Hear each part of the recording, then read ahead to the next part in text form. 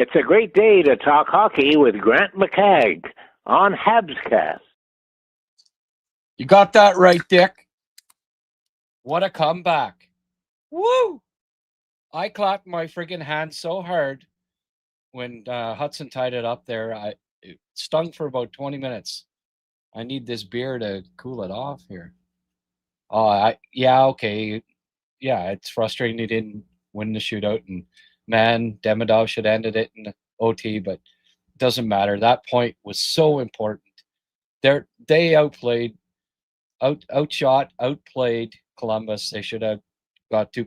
I'm glad they got a point out of that because I think this is going to end the string here of, so that was huge. Lane Hutson said, "Not on my watch." Put the team on his back. I said it after the first period and second that Lane was on his game, and then in the third, he just, Slav doesn't get a point every time. Those freaking, what did I say? He has to screen the goalie, right? What did he do? Screen the goalie. Most important play of the season so far. But those pucks never hit him in front of the net. That's about the fifth time in the last 2 years that Slav got a goal. No, somehow it freaking deflects off something other than Slav and goes in. He did not get a point tonight, but he made the play on the Cappy goal. Best third assist of the season as far as I'm concerned.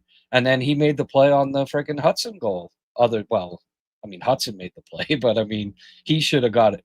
He deserved an assist on that goal. No points for Slav, but as far as I'm concerned, he got 2 points tonight. Great game from Slav. Hutson was fantastic. Matheson, oh my goodness. What a great game from Matheson, too. Hutson and Matheson were fantastic tonight. The Canadians really didn't have a lot of passengers. Bolduc get hurt? I guess so, eh? Because he missed, didn't see him for the last 10 minutes of the game. I got to take a drink. Oh, that tastes good tonight, boys. Yeah, we didn't see Bolduc the last 10 minutes. Did he get hurt or what? If somebody can update me on that. I didn't. I was watching the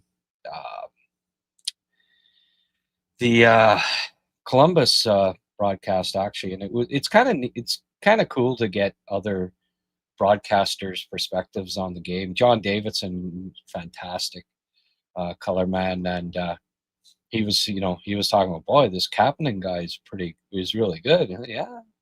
Yeah, he's not bad. Glad people from other communities can notice.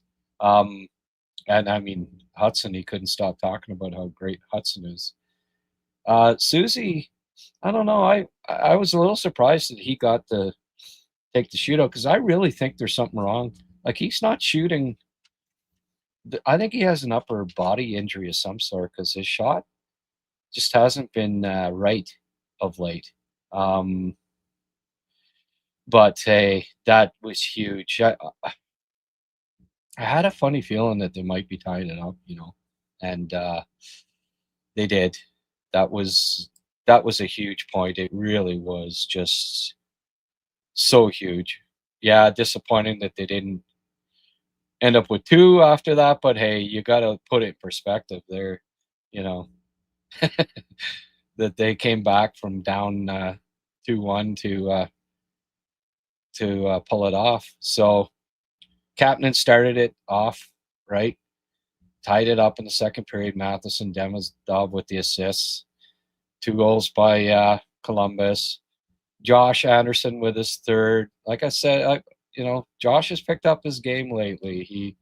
He deserved that. And then, Laner obviously with the play again, right? Jake Evans with his third assist. And then Lane wins it or ties it. Clutch goal late. Dobson and Caulfield get the assist, but as far as I'm concerned, Slav, no points tonight, but two assists as far as I'm concerned. I thought he I like the look of that line. I'm that was an interesting move by Marty to mix things up there and put the three kids together on a line. That excites me. Just the potential of Slav, Demidov, and Kapanen as a line like that. I don't know. I think that could be a really exciting line. Like imagine if you keep those guys together for 2 years, what they could look like in 2 years' time. I don't know. There's some real potential there. I like it quite a bit. So uh I mean wow. Um Great game. I thought really, you know, even Roy, who was kind of the whipping boy for that whiffed play, didn't mind his game. You know what? He was right there in the slot screening the goalie on the other goal too, right? Anderson's goal. Um he got his nose dirty. It was one of the as far as his last few call-ups, best I think that Roy has looked. And I think he knows that this is probably his last opportunity, right? Uh, didn't mind his compete tonight. Threw a couple of hits too. He uh, didn't mind Joshua Waugh tonight. Really, there was nobody really played overly poorly. I didn't think really tonight. It that was a well earned road point, and I think they can gain some momentum from that. Caulfield Cole wasn't great during the 5-on-5, but man, once the you get 3-on-3 and Cole's just he is so good. Montreal controlled that overtime. It's too bad, you know, at that point that they didn't end up winning it because they certainly controlled the overtime. But we have to keep in perspective that just the fact that they ended up getting a point after a 3-game losing skid. It's still a loss, I guess you say, but they got a point, and I think that was huge. And I saw a lot of positive signs, and I think that this will springboard them into playing good hockey again.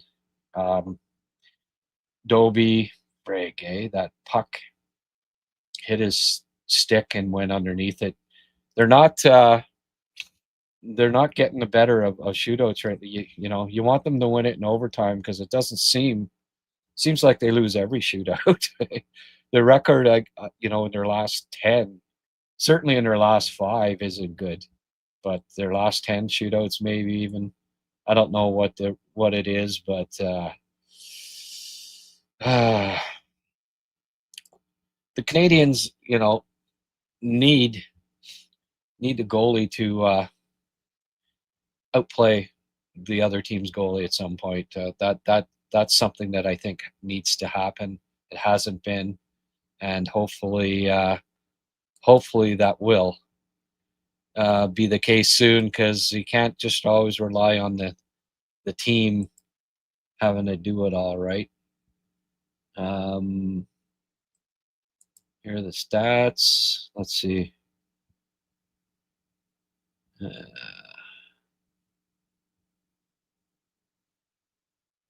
So let's have a quick look at the statistics here. Matheson 29-35. Laner 25.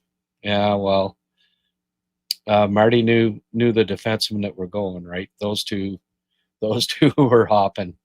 They were really good tonight. Yeah, Matheson, wish he could have ended it a couple times, but Hutson 5 shots on net, +2, goal and assist. I mean, what can you say? He 2 hits too. I like he could almost got a penalty at that one play in overtime, but they better not have freaking called one. The ref in the third period, every trip, I don't know how many players got tripped tonight and no frickin' penalty. That was frustrating. Good on the faceoffs again. Suzuki was lights out, 15 faceoff wins, 7 losses. Cappy came back. He 5 faceoff wins and some big ones in the third, 4 losses.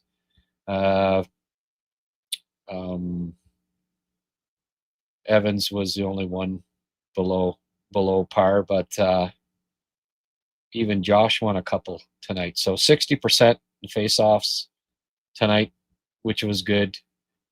Block shots, Dobson had 4. He played better in the third there. It was he did have some struggles the first couple of periods. One of Dobson's less impressive games tonight, but I thought he picked it up as the game went along. And really no passengers tonight. Davidson was a little quieter in game 2, but you gotta think that he still had 4 hits. He still, I like the physical edge that he brings. You know, in 9 minutes of ice time, 4 hits, led the team in hits, and so last game led the team in shots with 8 minutes, and this game led the team in hits with 9 minutes. So he's he knows this is his opportunity, right? And he's not hurting himself out there. I really honestly did not. There's nobody that I could say, played terrible. I mean, Bolduc wasn't great. Caulfield wasn't great till overtime, and then Caulfield doing Caulfield things when it's 3-on-3. Might be the best overtime player in the league. Really, he's awesome. Let's get some comments here. Slater, loved the puck possession time, 3-on-3. Montreal dominated. Yeah, they did. You tend to remember recency bias, right? Oh, damn. Why didn't we get 2 points out of that? But if you only remember 20 minutes earlier, if I'd have told you 20 minutes earlier that, hey, Habs are going to get a point, you'd have taken it, right? So,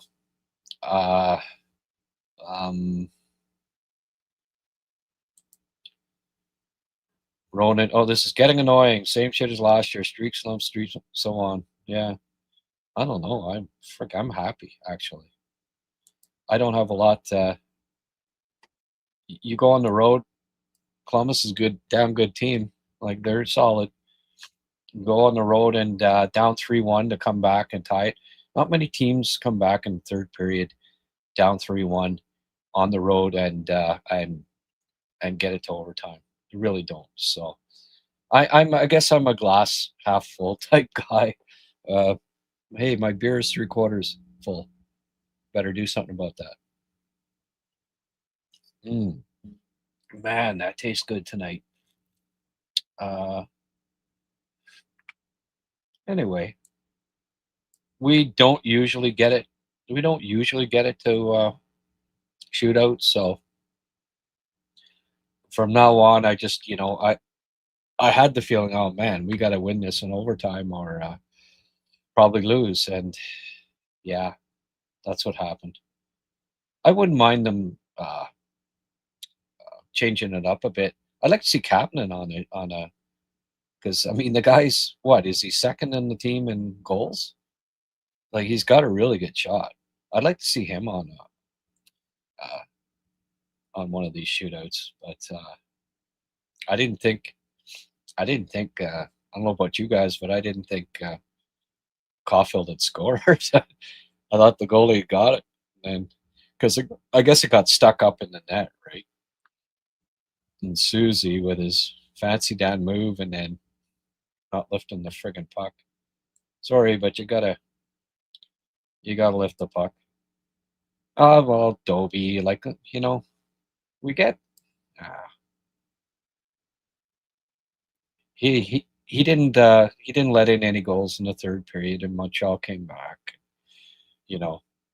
At least there's one goalie on the team that can get the Habs points, But Hutson for me, he had struggled the last 5 games, and tonight, right from the drop of the puck, you knew that Lane was okay. We're ending this winless or pointless, we'll call it, streak tonight, and he put the team on his back. Absolutely fantastic game from Lane. I sent his dad a text saying, fantastic. Laner was fantastic tonight, and I just got a like from him. But he's been a little quiet since the old U.S. team stuff there, and I don't blame him. Playing for Canada, which is never going to happen. Bart, man, got to go to bed. 5 hours until I get up for work. Okay, man. Thanks for even coming out there, Bart, man. I don't know why I keep picturing Bart Simpson, but Bart, man. Monday night NHL on Prime was lame. There you go. Usually Prime's not too bad.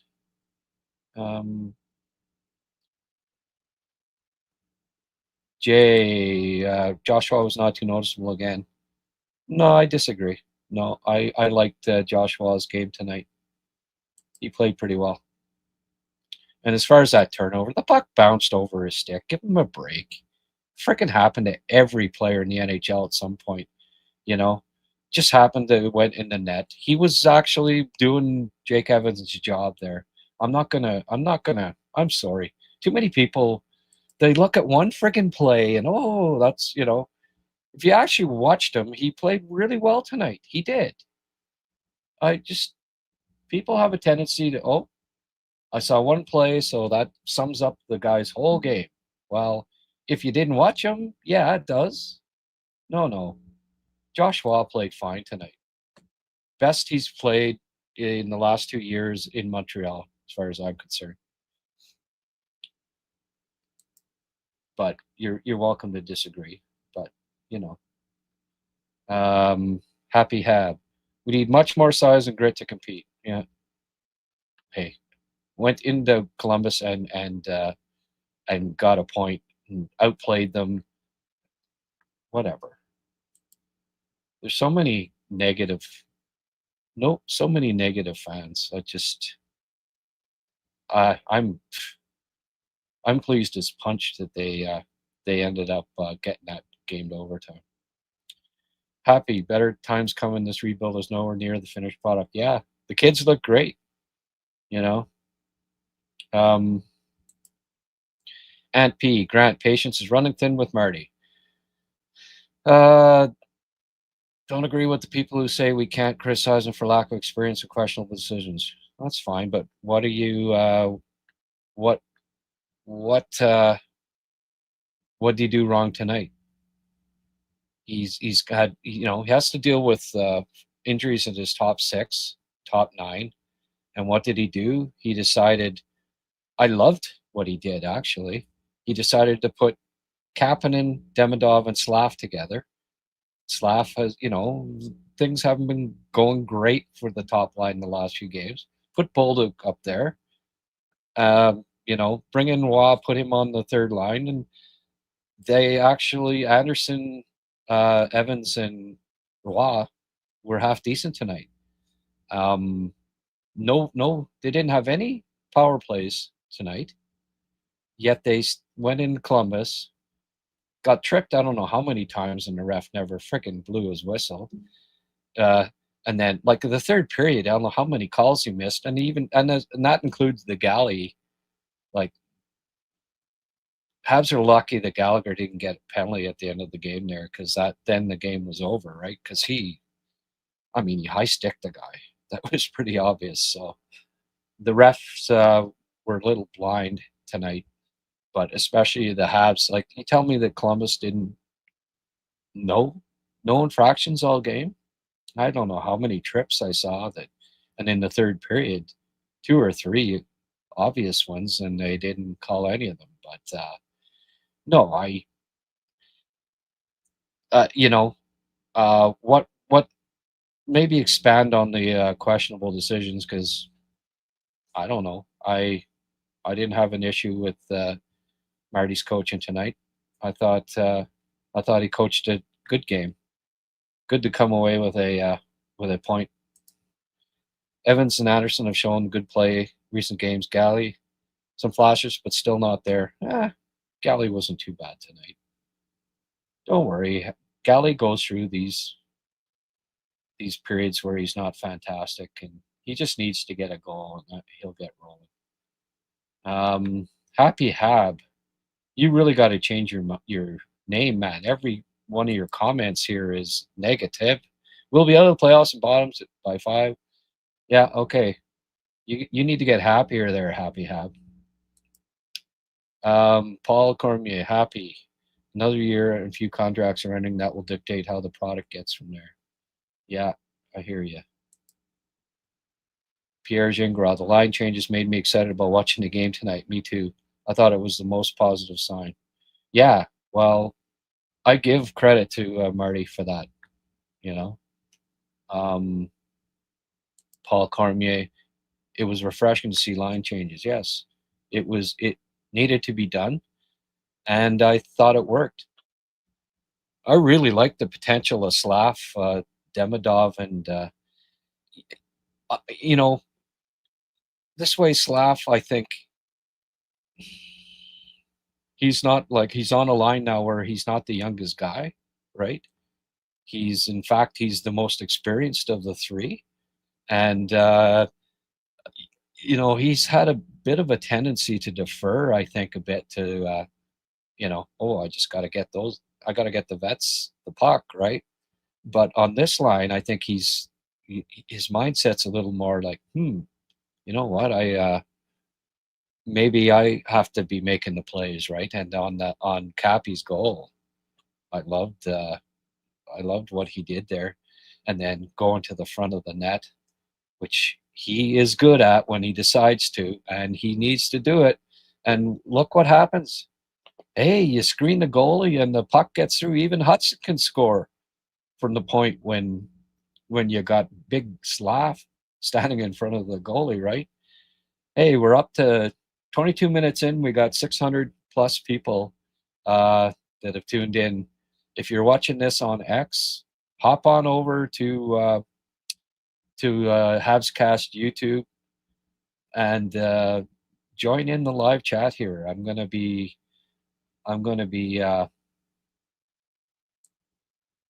going through all of these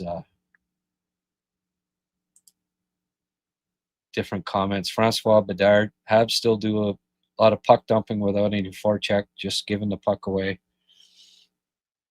Yeah, I don't mind the puck.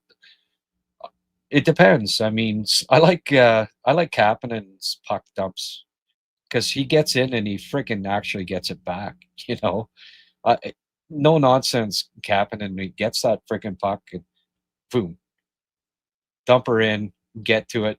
Like that line's really effective for checking, and you know, for I don't mind you dumping it in if you're good at getting it back, and I mean I agree to a certain degree, you know, certain players and certain lines no, but Captain and Demidov, they're so good on the forecheck that I don't mind when Cappy dumps it in because he usually dumps it not too hard and gets on it really fast, and they often get the puck back.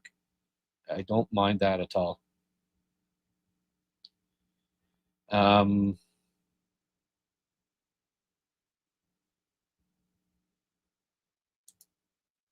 Paul Gregory. Well, at least they were perfect on the power play. Yeah, I know. They did not. I didn't think they looked that bad on the power play tonight. They weren't throwing the puck. You know, none of. I didn't see any fancy Dan passing on the power play tonight. That you know, that's true. Um,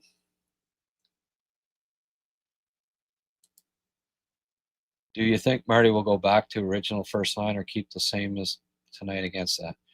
Well, I don't know. Like, what does anyone have any update on Bolduc? Like, was he injured? I don't think. Did he play in the last 10 minutes? I don't. I don't know if he had a shift. Where's the? What did Bolduc end up in ice time? 15:05. Okay, but he he was not playing at the end of the game. Not too much, that's for sure. I don't know what was going on there with him. So if he's injured or what have you, you know, that's not good. If somebody has an update on what went on there, I'd appreciate it. Mark,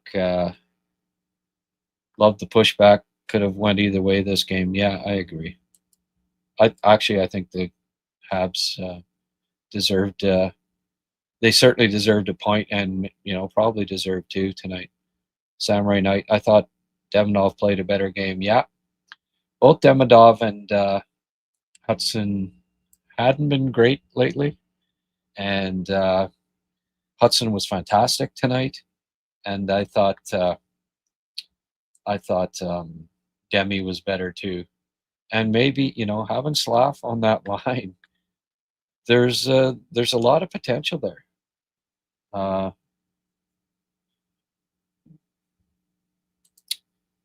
Bolduc should have been in the top 6 before tonight. Why? Because he had 2 points in his previous 14 games? I don't know. Not sure about that. And I didn't like his game tonight. He had the turnover on the first goal and didn't see a lot from him. He may have just been benched, really. I don't want to believe Happy Hab, but a regression issue was very possible. They're in first freaking place in the division. They were in 4th last year. So what's with all this skies falling shit? Do you not think that they had losing streaks last year? It happens to every team. Relax, guys. Happy Hab, get happy. Here, get one of these. Maybe 5. Maybe get some happy hay. Go outside, spark it up. Like, come on, lighten up. Oh, we already had that one. All the injuries and adversity these kids are going through right now will help them make them ready for deep playoff runs down the road. Yeah, maybe even this year. Like, let's,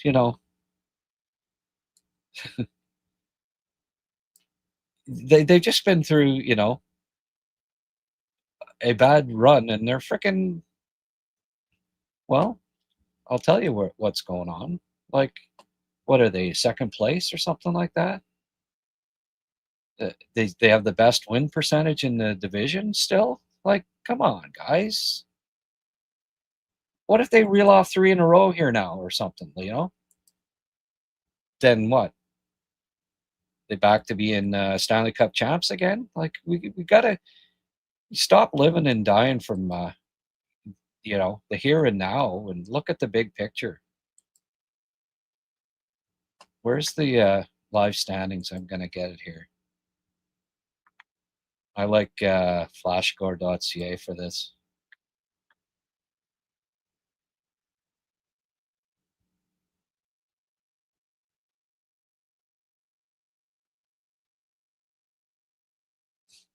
Boston's a point up, and they played 2 more games. So, like, really, guys, come on. Nobody's playing great. It's so tight. Like, nobody's playing great in the Atlantic because there's a lot of good teams. It's really competitive. Like, Montreal still has the best win percentage. They're tied with Detroit for win percentage in the Atlantic Division. So, come on. And that's after their bad run. Like, to me, the biggest to me, the biggest issue is getting the goaltending straightened out. They're going to have to do that. And hey, what? So that now that's 6 games without a power play goal. Yeah, it was the big reason tonight was well because they had no power plays, but you know they get that going again, and a little better goaltending. What the hell? You know, I that defense like Matheson, Matheson and Hutson are elite. They're they're elite defensemen. Dobson, maybe not tonight, but very really solid defenseman. Struble solid. They've got a good defense, right? They've got a good top line. Um, I like the potential of that second line. I really do. I think that's really exciting for me. Anderson, Evans, whoever on that, that's a solid checking line. Right now, yeah, there's some injuries, but hey, if if things don't they don't right things if they still keep not winning games for a while here, Canada will make a move, and you know, because they're right there. So I'm not too worried about it. Again, that was such a big point. It really was. I think this will really boost them. I know it boosted me. I freaking like I said, I clapped my freaking hands there and stung for about 20 minutes. Uh, Kapman's the most positive part of the season for me so far. He's playing extremely well in all phases as a rookie. He's already a huge asset. Yeah, got the one shift in OTA. Marty still, one thing that does bother me a bit is when they're down a goal. I mean, I know that the Anderson line scored, but they needed a goal and they double shifted Evans again. And it's like, well, Kapanen and Demidov were sitting on the bench. And it's like, come on, get the freaking young lads with offensive potential out there. Where are where's Sheldon tonight? Habs style play, pressure, back check, too energy intensive for the whole year. I feel like fatigue can go on for long slumps before turning it back on again, like last year. Yeah. Indica, lol. Yeah, little indica happy hay there. No, probably needs some sativa. It needs to be a little more lively. He doesn't seem too happy right now. uh, or some good indica, put him to sleep, I guess.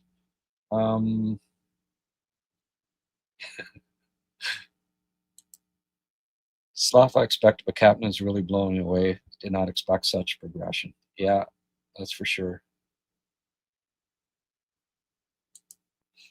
Chill, lol. Carey Price. Yeah, there you go.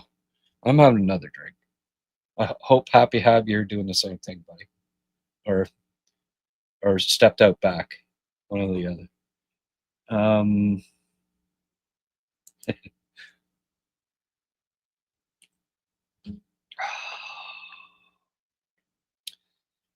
Well, Duke's puck control isn't great, but he did a great back pass to Suzuki early in the match. But Suzuki wasn't expecting it. Yeah, I don't know that his puck control is great or his vision really, but he brings certain things to the game. I wish they still had Heidemann. I think they dropped the ball on. I know it's easy to say now, right after his quick start. We're hearing it from freaking Islanders fans say, yeah, but he was playing so good, and Marty would never play him above the fourth line. Like, and it's like, why aren't you giving him a look? You need size, and you need size in the top nine. Here's a guy, his goals per 60 were they were better than Crosby. It was better, like McDavid. He was right there with those guys' goals per 60, and Marty wouldn't play him above the fourth line. So sometimes I get a little frustrated. Yeah, we're all we're all expert coaches from the cheap seats, right? But you know, um, I'm glad that I really thought when Newhook went down that Marty was gonna put Valeno, Davidson, and Capman together, 7 minutes, Capman, and just same sort of thing that he did with Heineman last year. But to his credit, no, he even actually fortified it, really, bringing Slav down to play with Demidov and Kapanen. That really does excite me. Um, you know, three guys, 22, 21, and is Demi turned 20 yet? I guess it'd be soon. 19 at this point. Uh, that has a potential to be a really nice line if they stay together for a while. We'll see. Hopefully, Bolduc can get going on the top line. Get good goaltending going forward from both guys. Yeah. If you get better goaltending, this team, I really like the defense. I mean, the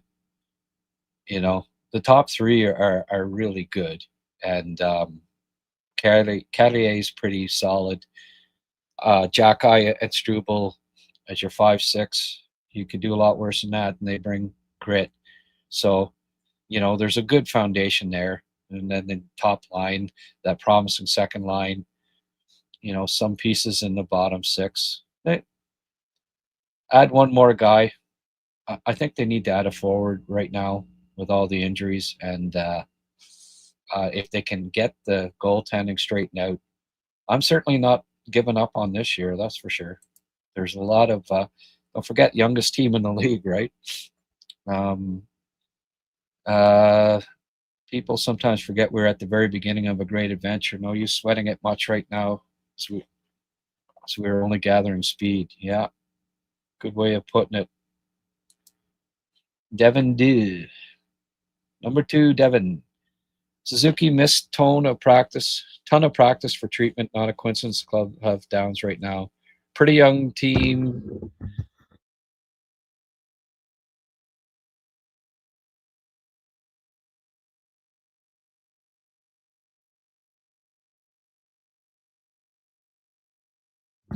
Fighting a bit of a cold here right now.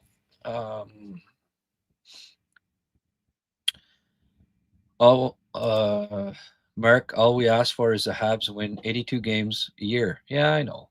Exactly. The sky's falling if they don't win, right? Especially if they go 4 games without a W. But no, I think that point was huge. Huge. Hey, happy Habs. Happy Hab. You did slip out back for some happy hay, didn't you, Happy Hab? Good man. Slav has definitely improved from last year. There you go. See? Things are looking up for Happy Hab. Eric M. I thought Luke scored 4 goals in the first 4 games. Yeah, maybe. Seriously, no panic here. Loving our season so far. So many positives. There we go. See? I don't, Paul Cormier, I don't know about you guys, but I can't wait for the games on RDS and TVA. No matter the results, the future is bright. Well said.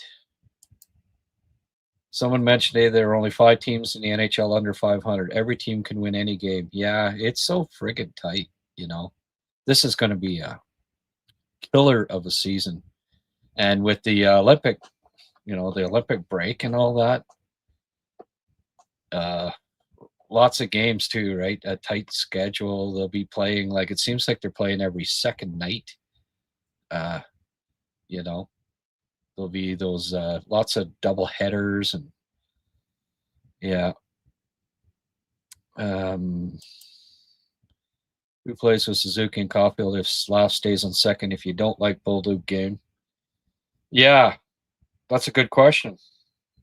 Well, hey, we got to give Bolduc more time, right? Let him get used to those guys. I found like he was over on the right side in the defensive zone. He was playing left wing and Caulfield was playing right wing, but he ended up over on the right side most of the time. Caulfield on the left, and they're going to have to get used to each other. And there's some things you could give it more than a game, right? Bolduc has to be the answer, I think, ultimately with those two, and I think it can work, but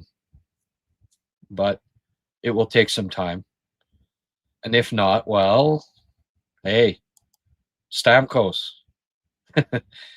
Mark Dumont. Well, if Mark Dumont's reporting it, then it's got to be whatever. We'll. I wouldn't mind getting Stamkos. Actually, I think. I mean, Nashville would have to retain some salary. Blah blah blah. Maybe not ask for much in return, and I think it's a case of a guy going to a team where it's just not working out, and if he went to another team, that might be a different story. I've got a lot of respect for Steven Stamkos. I think he can still bounce back if he goes to another team. I mean, Stamkos with he doesn't have Caulfield and Suzuki as line mates right now. If he did, I wouldn't mind that trio at all. It's worth pursuing at least, but again, you'd have to get Nashville to retain salary and not be asking for, I'm not trading Reinbacher or Hage for, Zarowski for Stamkos. It would have to be just kind of unloading a guy that's just hasn't worked out for a team, right?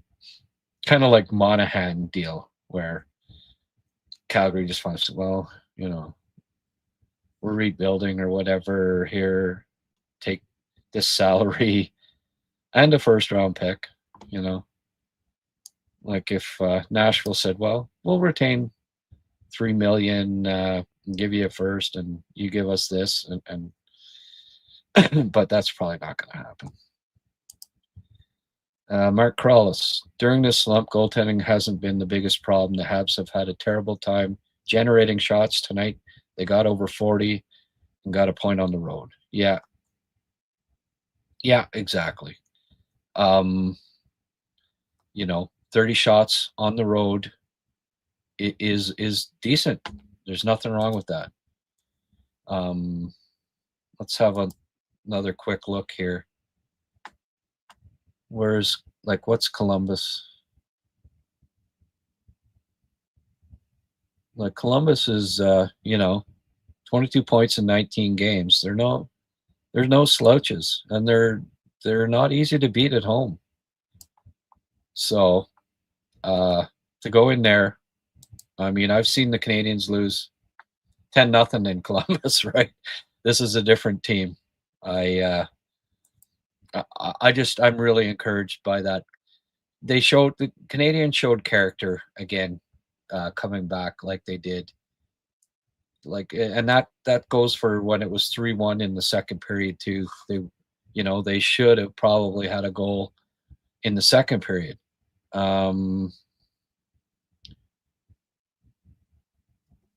Mr. Nicely, besides coaching, Murray develops a rookies, doing a good job.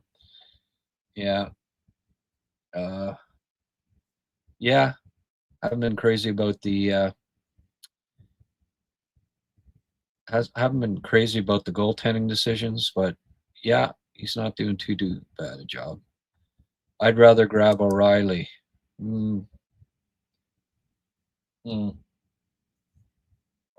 Maybe.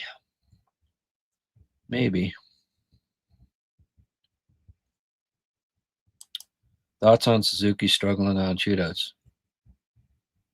Montreal International Film Festival. Hey, you feel like you want to sponsor HabsCast Montreal International Film Festival? Give me a dingle. Give me a wink or something if you're up for that. We're accepting donations and sponsorships, by the way.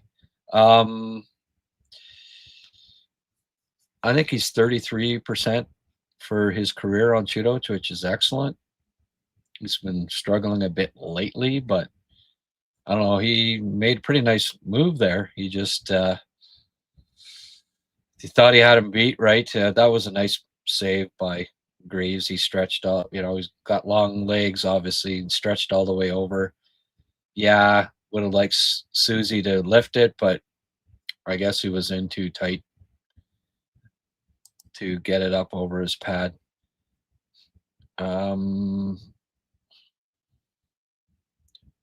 Yeah, well, Stamkos isn't as good as he used to be. I think that goes without saying, but he wasn't playing on the top line even in Tampa either, right? So I don't know. You get him in the right situation. Because say I have a lot of respect for Steven Stamkos. He killed Montreal a lot of times in the past, and um, character guy. You put him with Suzuki and Caulfield, I could see a resurgence in his game. Again, like it would depend, right? If they're willing to retain some salary, not not be asking for anything really. Yeah, yeah, I would pursue him. And the thing is, too, yeah, you'd prefer O'Reilly, but O'Reilly's going to cost you. Like you're not getting O'Reilly for free. I think Stamkos at this point, you know, would cost less.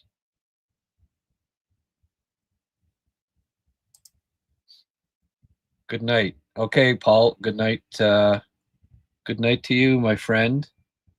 It's only 11:15. I'm going to stay on here for a while. We're getting some good interaction here.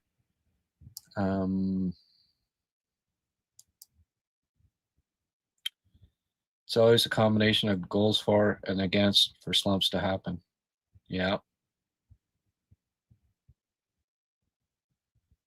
Oh, that's a good point, Jay. Can't deny the Marty LeCavalier connection with Stamkos. Yeah, that's true. That's true. Yeah.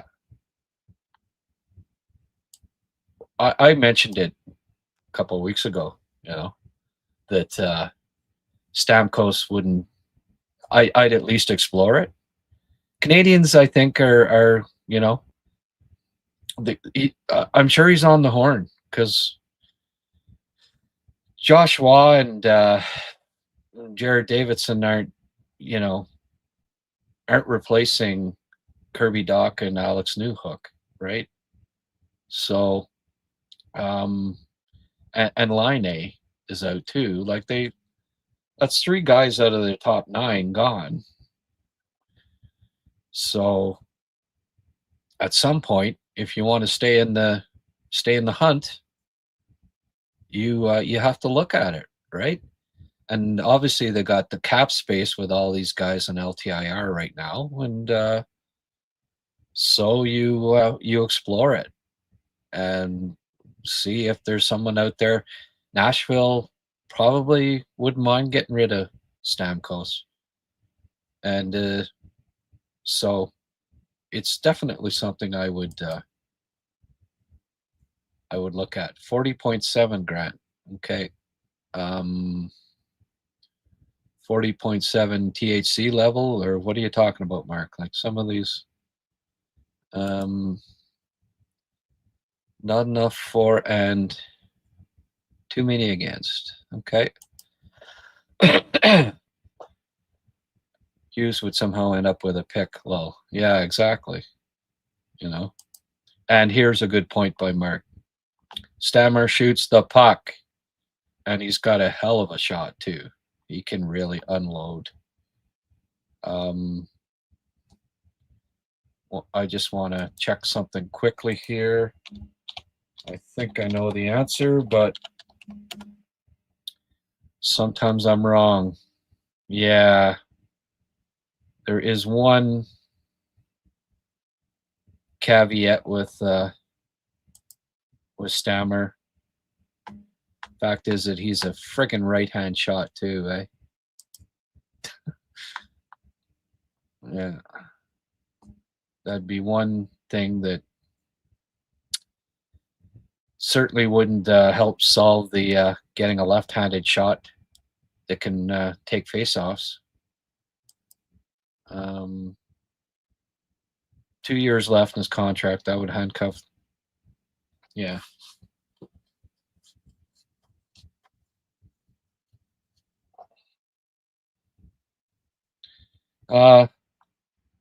Yeah. Well, like I say, they'd have to. They would have to retain some salary. Francois, that's happy have Grant. I had a tequila shot. There you go. Tequila. O'Reilly has only 1 year left after this at 4.5. Okay, I thought. Yeah, is that the salary cap? Or is that the cap hit or his salary? Yeah. Well, the fact is O'Reilly's not producing anymore, really, He said he's had one good NHL season. He said that himself. I don't know. Yeah, I wouldn't mind O'Reilly.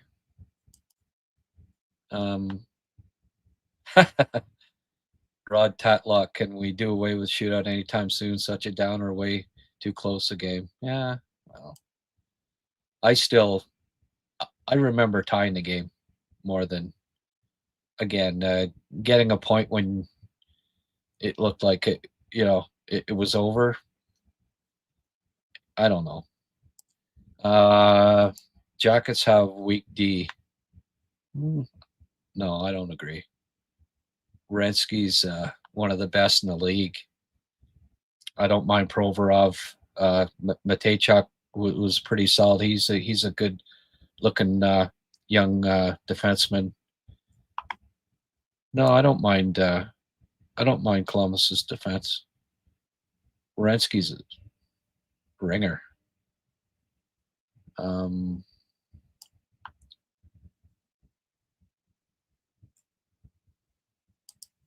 Well, things are a little quiet here. We're up to 900 views, but I think most people have gone away. No Sheldon tonight.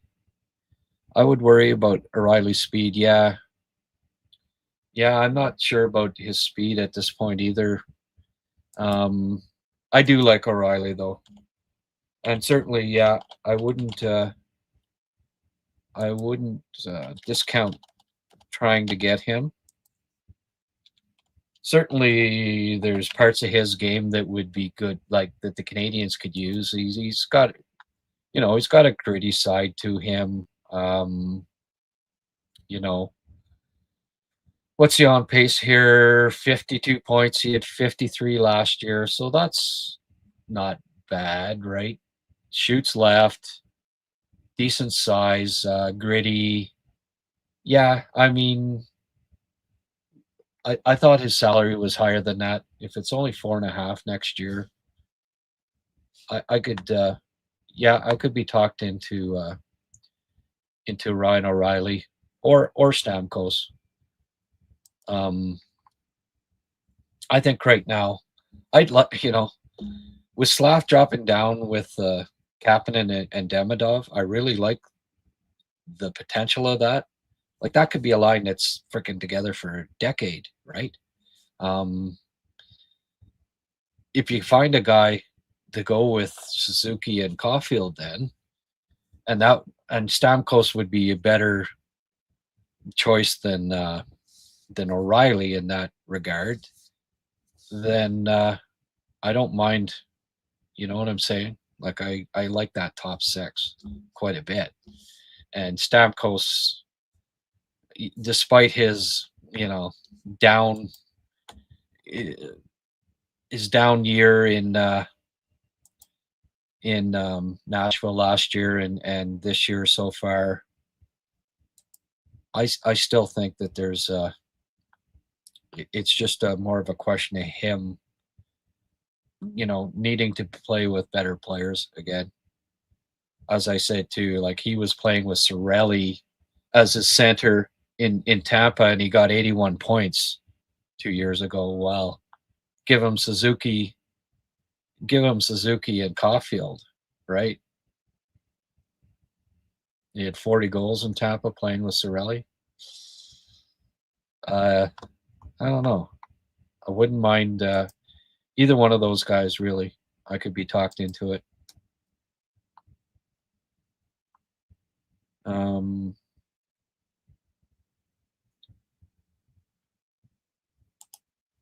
Dory, you always got to, whatever, you always have to have a silly comment, eh? Oh, slap, like not only, oh, hard no, but slap my head. Like, why can't you just say no? Like, oh, hard no, slap my head. Like, you come up with, like, I don't buy. I get tired of it.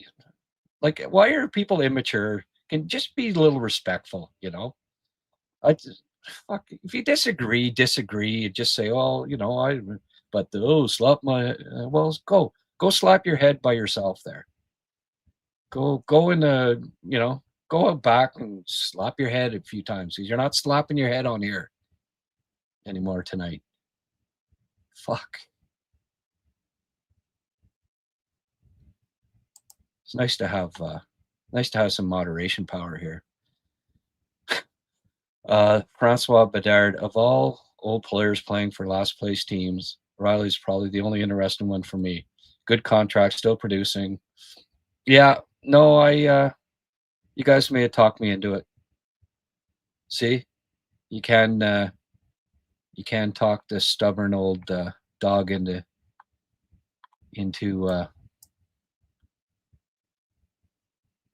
something every now and then. I'm just deleting that comment. Slap your head. Gary Kahn. Almost looked like Slav got a stick on. I thought so too. I don't know how many times Slav in the last 3 years I thought, oh, he tipped that in front, and they never give it to him. There was 2 last year that I thought for sure he tipped, and then again, the Hutson goal. Actually, there was one last year that Hutson scored too. That Slav, I was positive that he had tipped it, but no, he did not. Apparently.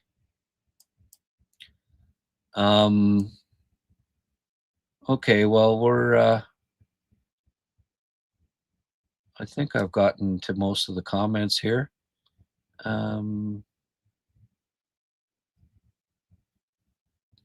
Looks like we're pretty much done. I'll have another look at the stats here. 32 shots. That's encouraging on the road game when they've been getting hardly any of late. Demidov +2 tonight. Nice to see him get back on the score sheet. Kapanen with the goal. That was a positive sign. He's got 7 now on the year. Geez, it'd be nice if he got 25, eh? I guess he's on pace. What, 19? He's on pace for 29. 29 anyways, so that's pretty encouraging. Has he got the second most goals on the team? He does, eh? Cappy's second in goal scoring on the Habs. How many people predicted that going into the year? That's pretty cool. So right now, Suzuki's leading with 21. Caulfield has 20, 13 goals. Hutson, 16 points.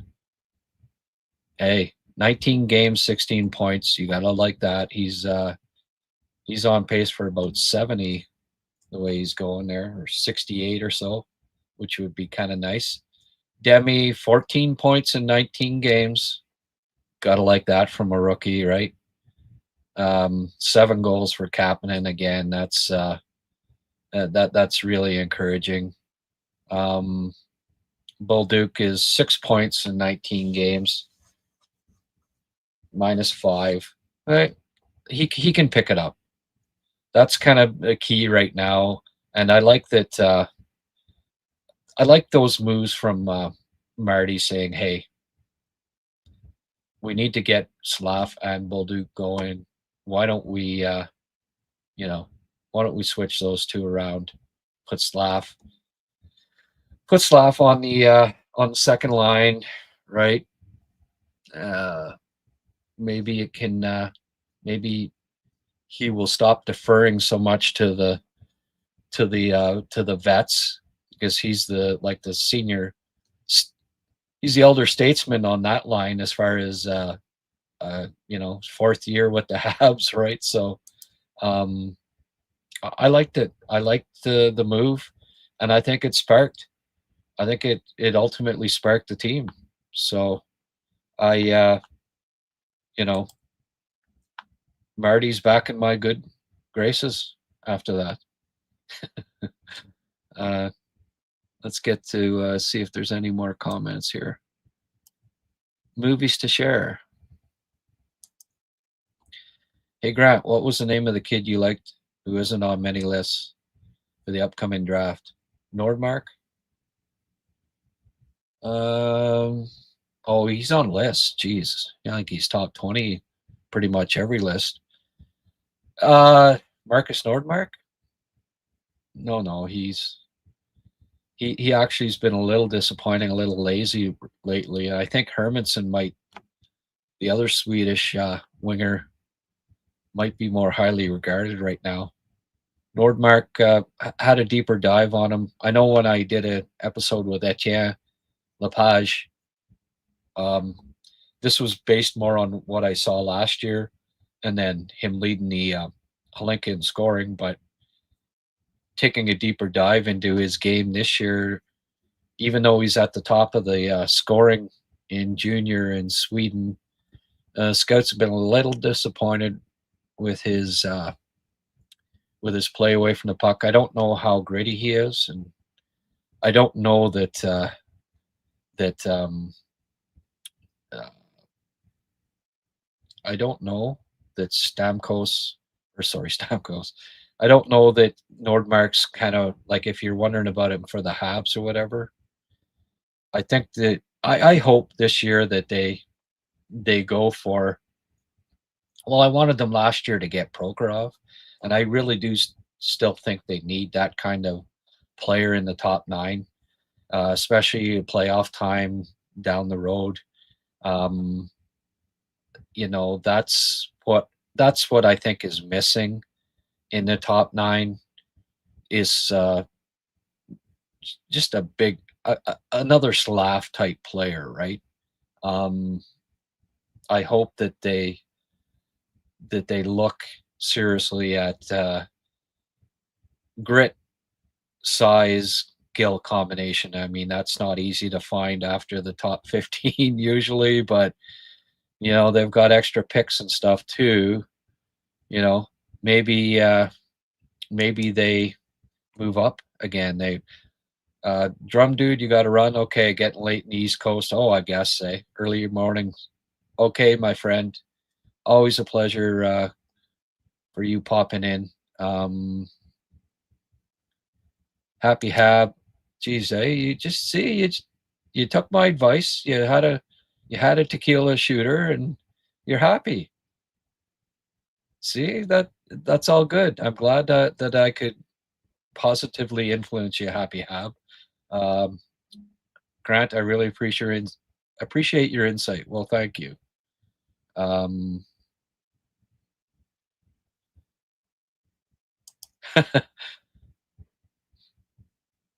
agree, taking O'Reilly, but I heard from his time in Toronto he doesn't like playing in Canada. I think it's more he doesn't like playing with Poof does in Toronto, like Matthews. I think it was more of that.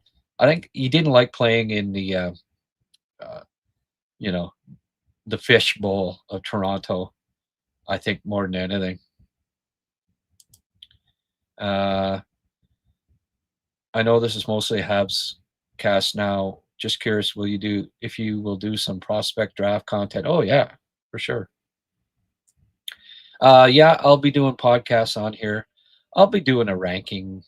I'll do a ranking at the end of the year, and no, I'm I went to a game on the weekend, and I'm just starting to get going on the draft. But yeah, I'll be interviewing guys throughout the year. Still talking to all my NHL scouting buddies and getting their input. And yeah, I'm going to put together a draft list for sure. I'll have some draft shows, definitely. I just the last 2 months, getting the HabsCast going and getting it rolling. But you know, there's some top prospect games coming up. The World Junior Challenge, the World Juniors.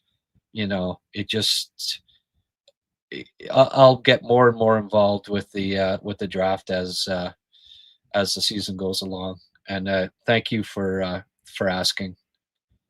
Vaporwave 198X. There's always some interesting handles.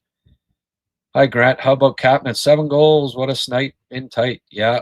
And Marty put him out in OT. Yeah. The one shift with Demi, eh? But he couldn't do it again. He had to put what I think he put him out Demi out with Evans the next time or something like that. Yeah. Yeah, it was nice to see him get one shift in OT too. I like Kapanen, as you all know. Movies to share again. What are your thoughts on Belkits? Well, yeah. I mean, that'd be the guy for the Habs, right? If you could ever get him, but doesn't look like they're going to be picking that high. Although the standings are so freaking tight. A month from now, the Tank Nation might be back blabbing about, oh, we gotta lose.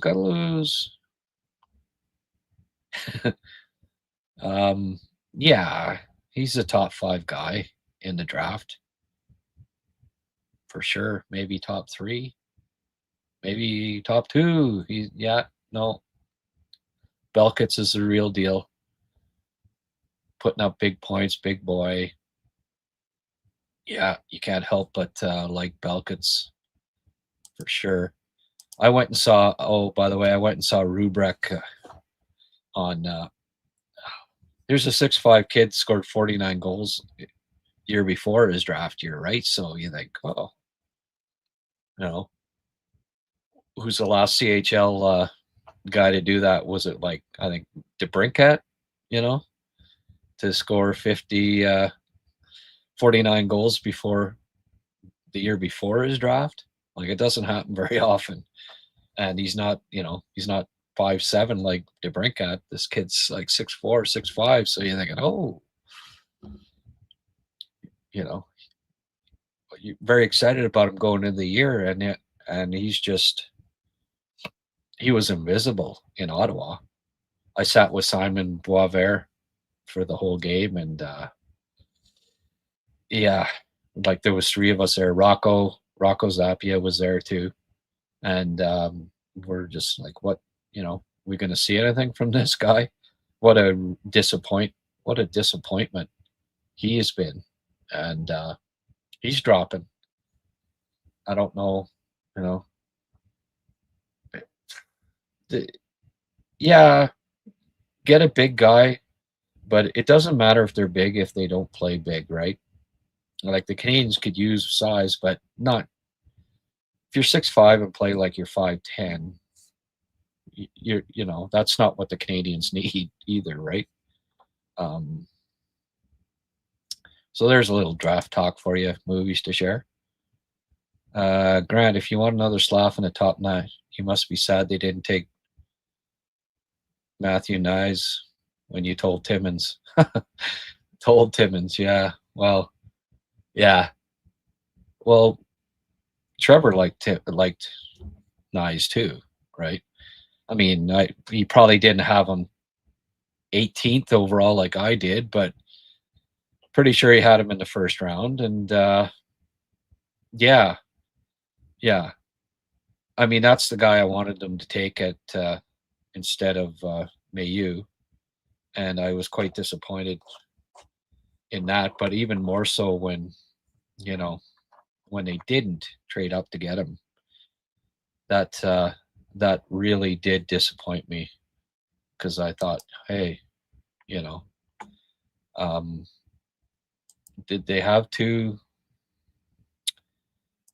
I think they had two seconds too, didn't they? Was that the Kapanen draft? Yeah. So they had 63 and 64, and when it got to 57, you know, I mean, you could easily have Bergevin drove me crazy. He'd never move up. Like, could you not, you know, just in front, like at 56, Florida say, hey, we'll give you 63 and 80, what'd they have, 87? 63, 87, and, 113 to move up 6 spots. I'd have done it in a heartbeat, but Bergie never did that. And imagine if they'd have done that, they got Matthew Nyes, and then they still had 64th pick to get Kapanen. How good would that draft have been, hey, if they'd have pulled that off? But anyway, Trevor wasn't the GM, so I can say, oh, why don't you move up to Trevor all I want, but it wasn't Trevor's decision, right?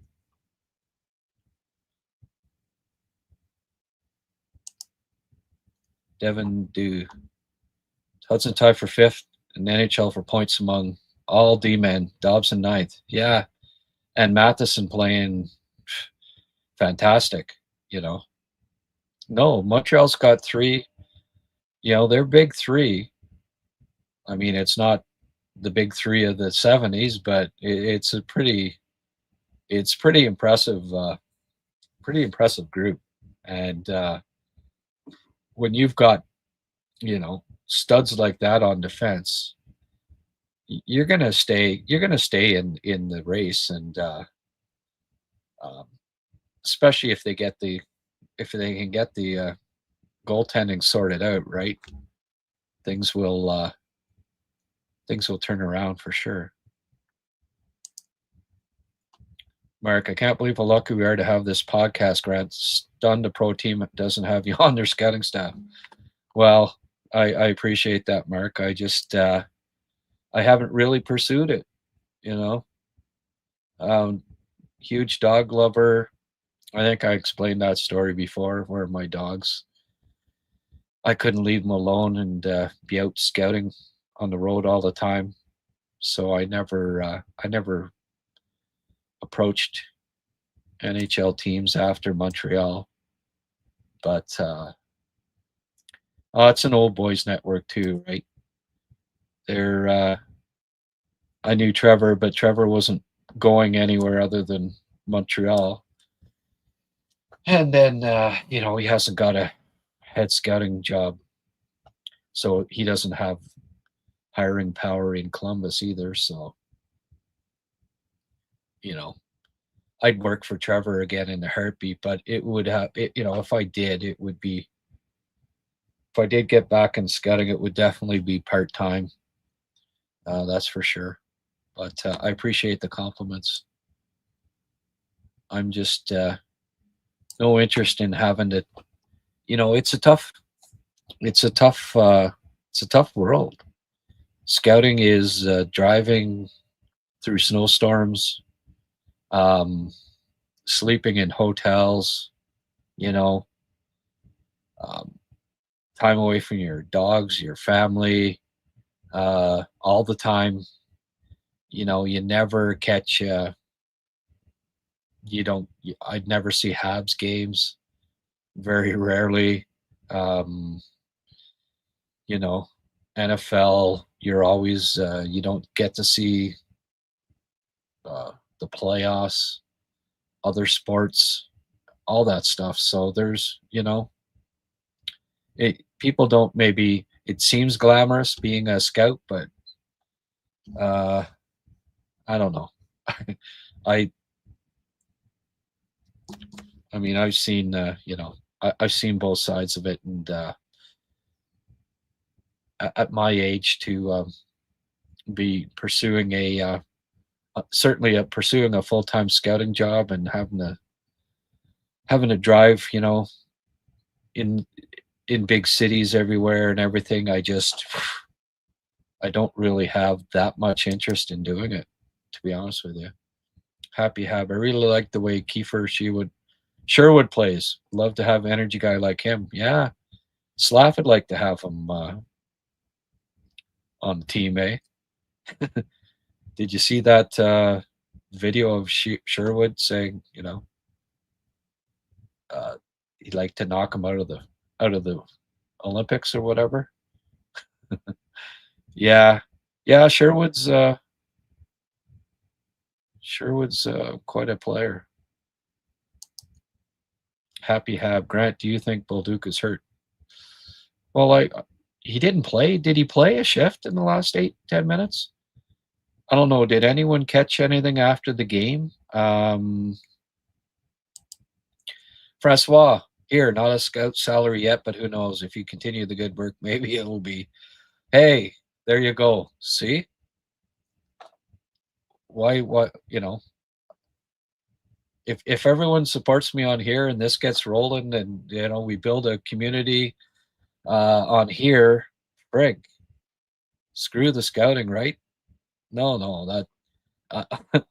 Thanks, Francois. I really appreciate it. You've donated money on a few podcasts now, and it's great. Thank you very much. And people, if I don't know how little you can. I think you can probably even donate $2 or whatever. I mean, every bit helps, right? But $5, that's highly appreciated, and it, you know this is helping keeping me inspiring me, you know despite not being able to. Well, I won't say not being able to, but I haven't gone after sponsorships yet, but um not having any, this is still the people that have been contributing in the last few weeks, and it adds up. It's helped keep me going here, so um you guys have been great, and I appreciate the donations that have been coming in on these live chats in the past month. Thank you very much. Hunter Hayes, there's a fairly new. Hunter Hines, sorry. How about moving Anderson up into Slam's spot on the first or second line? Big body presence. I guess you mean Slav. So replace 6'3", 225-pound guy with a 6'3", 220-pound guy.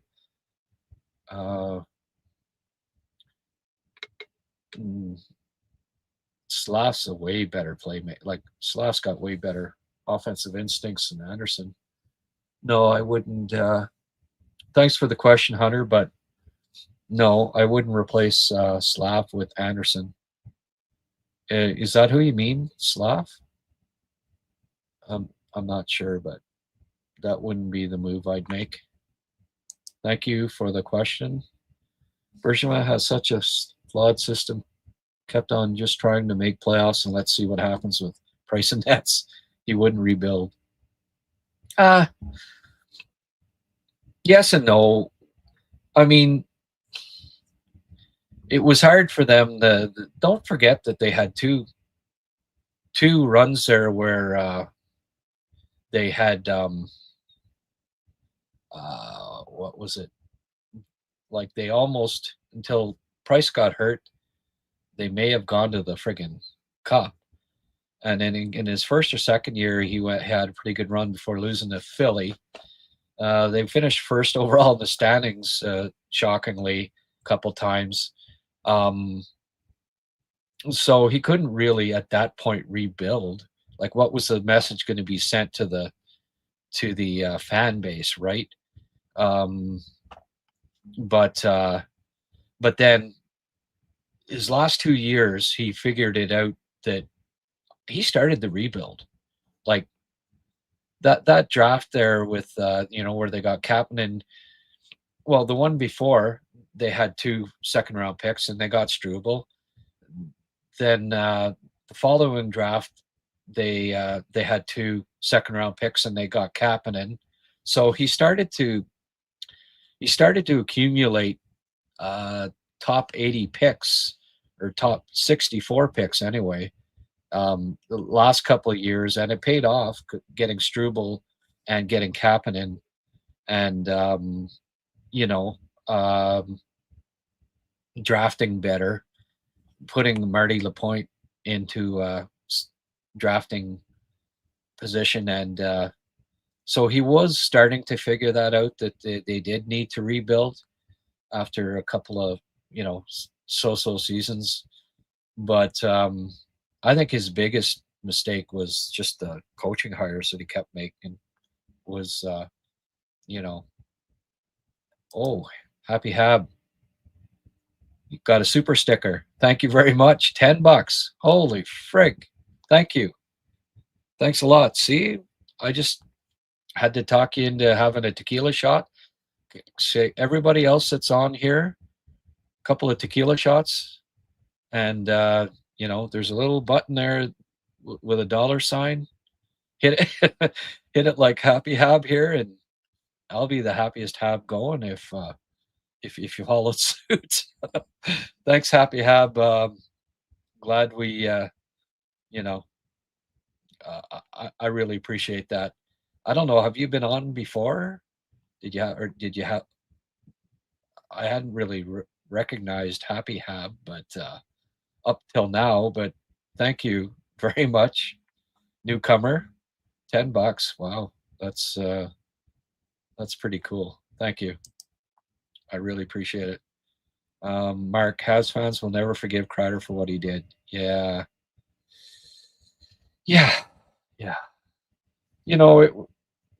Like, I didn't think that they had a team that really should contend like they did, but they had Price and Nets, Subban and Markov, and they built from there. Surprised a couple of years, so he couldn't really rebuild then. So, he made some good trades. I didn't mind like a lot of stuff about Bergevin, but he wouldn't trade up in drafts. He traded away too many top 90 picks because he had a good scouting staff, but didn't utilize it in that regard. And then hired what I thought were the wrong coach, recycling coaches too, right? Oh, why don't I bring back a guy that already failed once here? And this time, I'm sure he won't fail, all right? Sign him to 4-year freaking contracts when nobody else in the world would have signed him to a 4-year contract. And, get coaches in the AHL that weren't very good and that didn't, and not having any faith in the players that were picked and developing them right. Like there were so many miscues with draft picks that they just, the coach, you're the coach of the AHL team and you get a first or second round pick or a third round pick, you play them, you don't sit them out. They're young players. Play these journeyman vets on the farm team, and because you want to win and keep your job instead of developing prospects for the NHL team. Like, it was just all wrong. didn't like the coaches in AHL, didn't like the coaches in the NHL, wouldn't play the young players. Like even like a kid like Sherback, you know, he looked so good on the farm team that he was the best player, the best playmaker on the power play in the AHL at the start of one season. He was just tearing it up and looking really good. This was a first round pick, right? They call him up. Claude sits him in the stands, plays him on the fourth line, 7 minutes. You know, he spent like 2 months rotting, either on the bench or in the stands, lost his confidence completely, and that was the end of his NHL career. Basically, they just, they Doug Wickenheisered him basically. Um, Never played on the power play. Montreal had a putrid power play. They'd stick David Desharnais in the friggin', and he played on the fourth line, and he never played on the power play. And I'm thinking, okay, this is the best power. He's 21, best power play guy in the AHL from what I've seen the first 2 months of the season, and he can't play a shift on Montreal's power play. I just it was really frustrating for a lot of years there. Tenority, you knew that the kid needed time, right? McCarron, same thing. When they're 6'6", 6'7", you can't rush these guys, and they keep bringing them up when they're not ready and sit them on the bench, and they lose their confidence and send them back down, bring them back up, sit them on the bench. McCarron was just getting his game in order, and what do they do? What do they do?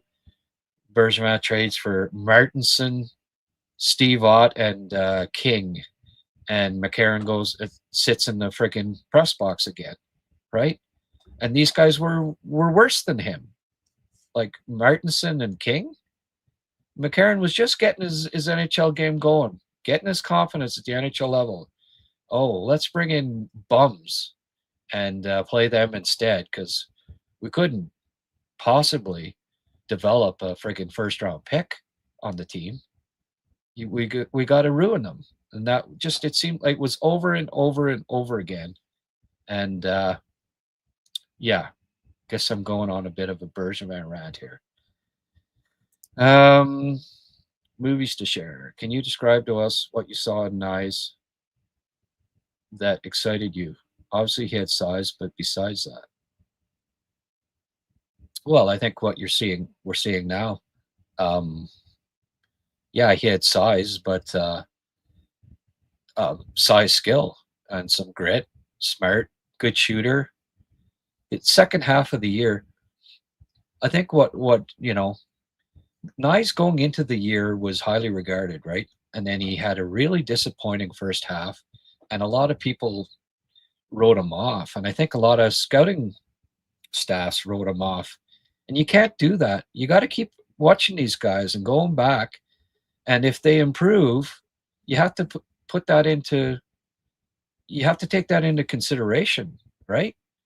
The second half of that USHL season, Nyes may have been the best US prospect. Like, he just was really good. So he showed a great improvement curve as the year went along. He had size, he had skating ability, he could shoot, he had some grit. Like, there was a nice combination there, right? Size, skill combo. I ranked him 18th. I ranked him 18th overall, as it turned out. And then he doesn't go till 55 in the draft. It really surprised me. Marchenko was another example. Watching him tonight, he's on a 12-game point streak. I ranked him top 20. Loved him in his draft year. 18th or 16th, I ranked him. And he lasted till 49 or something like that in the draft. And Columbus got a steal. He might get 90 points this year. Mark, $5. Hey, buddy. I really appreciate that. Again, you've contributed several times now, on top of being a member. I really appreciate it. Cheers, buddy. The Habs fan base deserve a lot better than Bergevin. Goche, Gainey, Ho, Savard.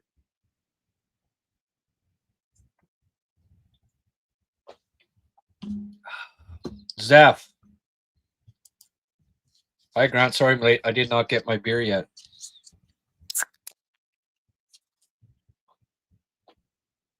Yay! There's your beer.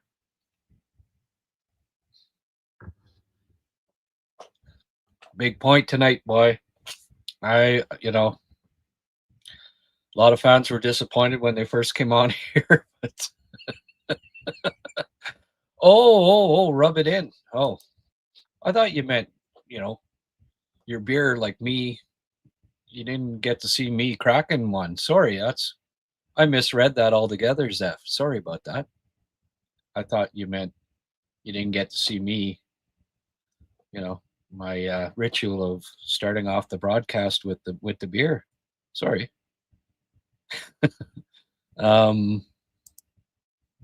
Yeah, that Habs fan base deserve a lot better.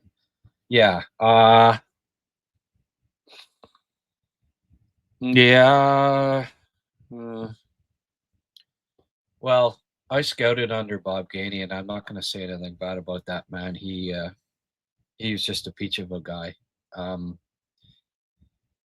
There was some pressure from George Gillette. George bought the team, and he wanted win now, win now, win now. Really pressured him to, to improve the team when what they needed to do was stand pat and build through the draft, I thought. Like the year that they traded for Alex Tanguay, gave up a late first. Like people criticize Trevor so much for, he didn't make any, good first round picks and stuff. His guy that year all day was he was taking John Carlson with that pick, and drafted Ryan McDonough, and McDonough got traded for Gomez, right? Because again, the big boss, Gillette, pressure for them to win now. But just think about it, all those years, if they'd have had a top four of McDonough, John Carlson, Subban, Markov, and Price and Net, think about it. So, and then there's other circumstances, like when they traded the 2 second round picks later for Andrew Shaw, was it? And Trevor, without a doubt, he loved Adam Fox. So did I. Both had him ranked in as a first rounder, and Trevor was taken with those mid seconds. Without question, Adam Fox would have been a Hab draft pick if they wouldn't have traded those 2 second round picks for Andrew Shaw. So add Adam Fox to the 4 defensemen that I just mentioned, Carey Price and Nets. That's pretty good, building from the net out pretty impressively, right?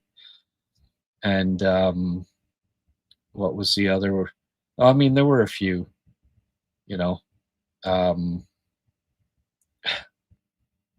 like Pasternak. If Boston doesn't draft him at 25, do you think that Montreal was passing on him at 26? Not a chance.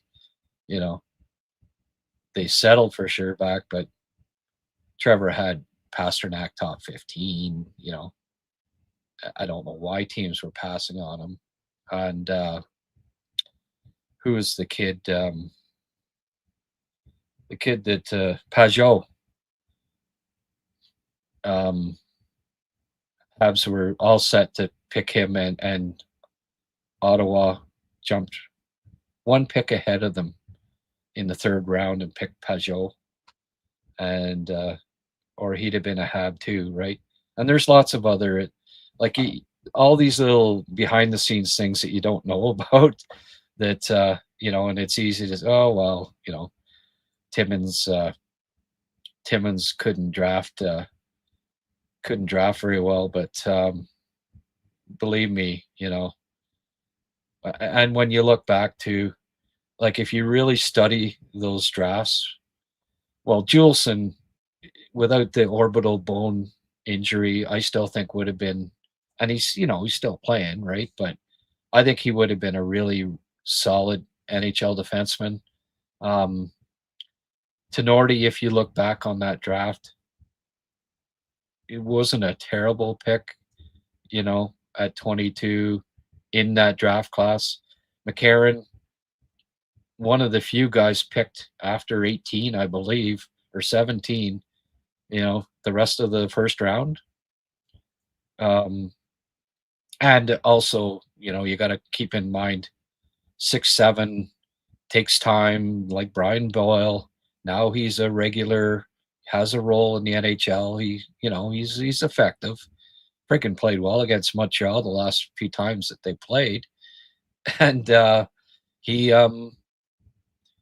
wasn't a bad pick at 25. He really wasn't. Poor draft, late in the first round.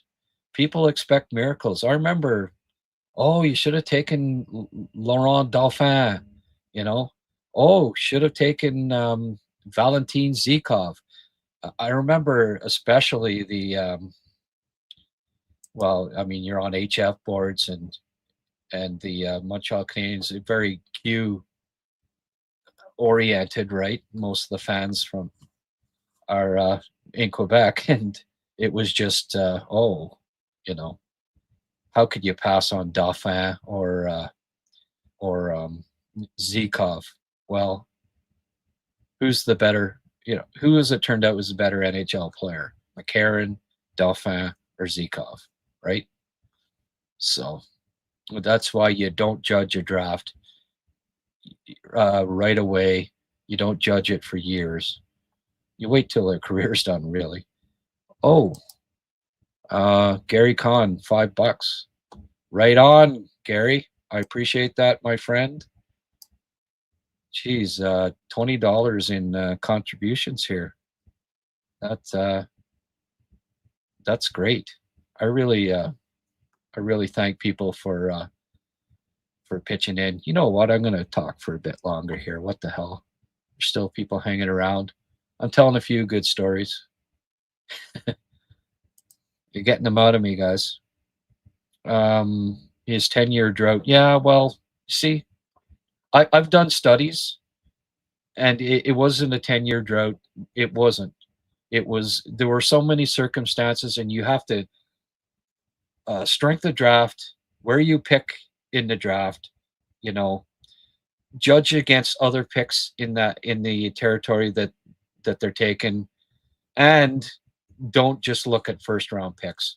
There was a 4-year period between 2008 and 2011 when I think they had like 4 top 90 picks or something ridiculous like that.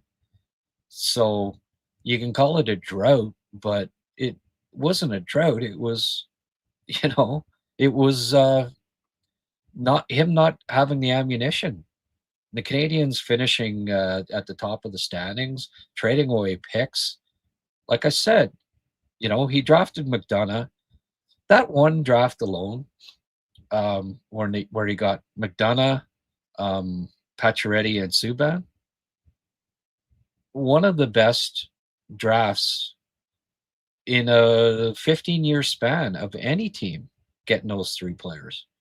And at the end of the day, he drafted a Norris Cup or Norris Trophy winner, a Vezina winner, a Hart Trophy winner. I don't know what all it was, but it was a long list that really impressive if you took the whole scope of it. And there were a lot of French media you can easily cherry pick, but if you really dug deep, and I did heavy draft studies, his drafting was not poor by any means. In fact, it was, when all factors were considered, it actually was pretty decent. But yes, what was frustrating was that, when you looked on the surface of things, and then of course the Kotkaniemi pick over Kachuk, he'll always you know he'll always not be able to live that down, right? That, as it turned out, was not the right pick. But I don't know. I had those guys basically even, and so did he. But Brady Kachuk had 8 goals in his draft year, and there were wonders about, is this guy going to be able to score goals at the NHL level? He doesn't skate that well. He still doesn't skate great. He's not good defensively, and he's still not good defensively. But he brought all these other elements, right?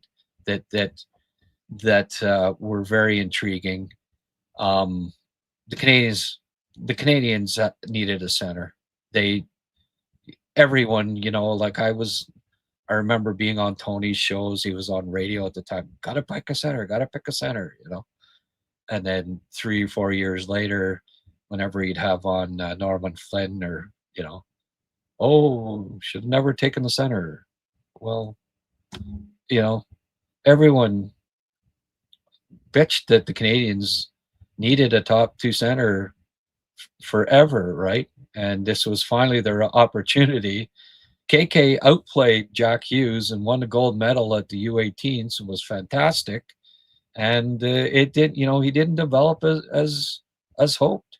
6'2" kid that was great at the U18s, was great in all tournaments down the stretch that year. You don't know that he's not going to keep developing. He hurt his knee his second.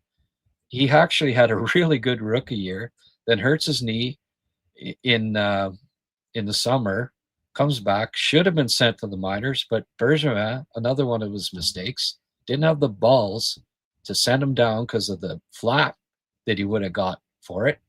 And KK lost his confidence, never regained it. And yet another player that the Canadians screwed up their development of. So, it was less drafting in the Bergevin era and such, and more poor development, really. And that's where I like the new regime in that regard. The AHL coaches are on the same page as the scouts. They're developing young players instead of pushing against it. And oh no, we're going to play like Josh Brook was another good example. Josh Brook was maybe the best power play defenseman in the WHL the year, his last year in Moose Jaw.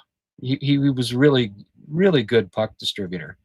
And Joel Bouchard wouldn't play him on the power play. Moved him up to the wing at some point, wouldn't even play him on defense, and had Xavier Ouellet on the power play, running the power play, who had never got 40 points in his life and was never going to be an NHL. He was never going to play a power play on an NHL team. He was never going to play in the NHL again for any period of time. But Joel Bouchard, no, Josh, you can't ever play on the power play here. We're gonna have Xavier Ouellet run the power play, and we're not even going to play you. We're going to stick you up on the wing. And then what happens? He gets his knee blown out and was never he's playing in Russia now, right? He was never the same player ever again. So I could talk. I could talk about screw ups on development and just the uh, you know there's a lot more that goes into it. You can look on it at the surface and say, oh yeah, well the Canadians didn't draft a a star with their you know with the 25th pick in a crappy draft 4 years straight. Well, you know, crappy drafts, late picks, um, poor development in some instances, injuries to Juleson that you can't control. There was a lot of different circumstances. The worst former GM might be Gainey. He forced the draft of LeBlanc over Kreider. Yeah. I don't know if it was Bob that forced it, but I know, and there's another example. Trevor liked Kreider more than LeBlanc, but he got overruled on that one. So again, you can blame Trevor for that, but he was working on a trade to get LeCavier before he became bad for Price, Subban, Pacioretty. Oh, yeah, Pierre Maguire. I still remember, and TSN took the clip down that was up there for quite a while, but Pierre Maguire in Yakupov's draft year, I remember it clearly because I listened to he said it on TSN radio and on TV that he would trade Subban and the third pick to move up to get Yakupov. So imagine how that would have turned out, eh? I actually, there's one that I ranked. I didn't like Yakupov. I didn't rank him first overall that year. I did not. I thought that his play away from the puck and the small Russian winger, as skilled as he was, I wasn't sold on him. And in fact, I liked Galchenyuk more. And imagine if they'd have got Yakupov instead of Galchenyuk. At least they got friggin' Domi for Galchenyuk, and then that turned into Anderson. Sorry, my question wasn't well worded. I meant replace Bolduc. Whatever line Slav plays on the first or second, put Anderson. Oh, okay. You meant Bolduc. All right. Yeah, maybe, that might make sense. Something along those lines. But I still don't know about Anderson top six. Just there's not enough creativity there. If Pacho would have played for the Habs and be as good a player for us, and he played against us, the guy might have won a Hart. Oh, I know, eh? That big hat trick in the playoffs that time, where the Pajo came along, eh? Oh, Mark, don't forget to hit like and subscribe. Yeah, I think I'll go 2 hours here, guys, and we'll call it a night. It being 12:18 in the morning. I want to Kulich the Slav here when they pick Meshar. Yeah. Excuse me.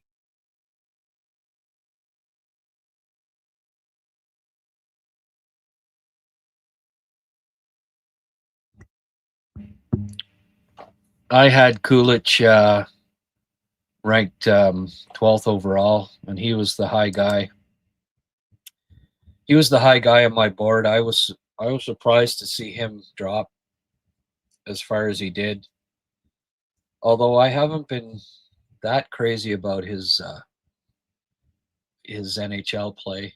The jury's still out on Kulich. He's certainly not great away from the puck, but better prospect than Meshar, though, still, right? What's Yuri been doing this year? I know he's still there's still some work to do away from the puck with him. That's for sure. No longer on active roster. Was he sent down to the minors? Yeah. I mean, he had the 15 goals last year with Buffalo, but didn't turn my crank last time I saw him playing against Montreal this year. He's, the games I've seen him play this year. Ostlund is the guy that I really, really like. And I noticed that he just got called up again. He's scored 2 goals tonight. Loved Ostlund. I had him ranked second overall, ahead of Cooley. That's how much I liked him. And I think just give Ostlund some time. He's going to be a good one. And the Habs tried to get Ostlund. That's when they traded the Romanov. When they traded Romanov, that was the goal, right? Was to try to move up to get Ostlund, and they weren't able to move up because they thought he was going in top 10, and Frank, I had him ranked second overall, head of right. But they couldn't get it. They couldn't move up, so they made the deal with Chicago to get Doc.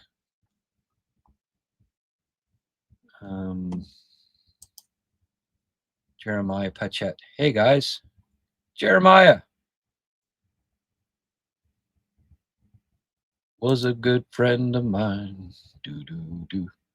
Grant, the Bergeron year is horrible on the player development aspect. Yeah, for sure. That is for sure. Francois, it's impossible for outside people like us to evaluate team scouting. Some teams that are trading great only do because they got lucky. Other team drafted a bad player they wanted before them. Yeah, well, every team, there's no super scouts. You just work hard, and sometimes you hit, like Boston. I always look back. Yeah, okay, great that they got Marchand where he did, but any team would have picked him in the 3rd round. He fell into their laps. Is it genius? No, it's lucky more than anything, right? I mean, like even getting Lane Hutson at the end of the 2nd, at some point there, you have to take him, right? Good for Montreal being the ones to have the guts to take him, but the kid was so good, at some point after 60, another team was going to take him soon. Jeez, I mean, but Boston gets Bergeron at the end of the 2nd. They get Lucic, late, not in the 1st round. They get Marchand, and it helped build their team, right? But then that exact same scouting staff a couple years later at 13, 14, 15 completely, whiffed. They could have had Shabbat. They could have had Connor. They could have had Konechny. They could have had Barzal. No, they had 3 straight picks and basically whiffed on them, right? So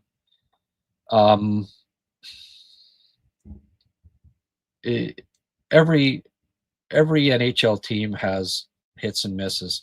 At one point, David Conte was thought, he's